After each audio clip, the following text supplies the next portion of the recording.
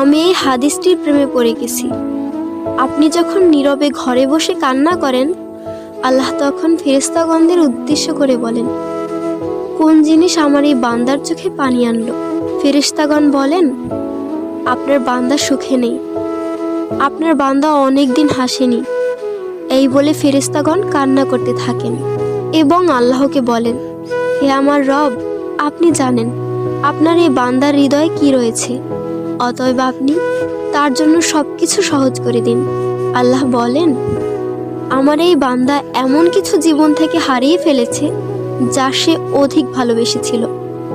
অতএব আল্লাহ বলেন, আমি শপথ করছি, আমার বান্দা তার জীবন থেকে যা হারিয়েছে এর চেয়ে উত্তম জিনিস তাকে এনে দেব, যা দেখে দুনিয়া ও আখিরাতের সবাই বিস্মিত হবে। আলহামদুলিল্লাহ।